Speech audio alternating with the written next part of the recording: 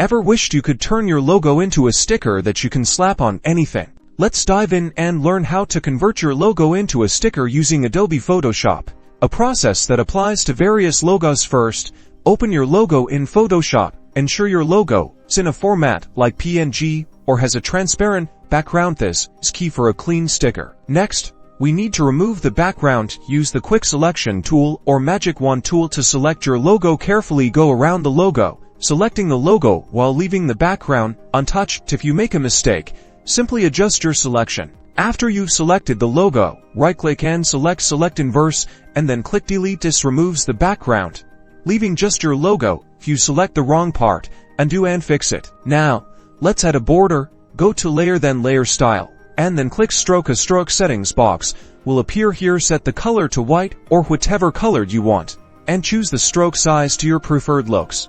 Next up, size. Click Image, then Image Size. Here, you can set your sticker's dimensions. Decide on the width and height. Remembering sticker size can vary. Ensure the resolution is set high, like 300 pixels inch, for a crisp print.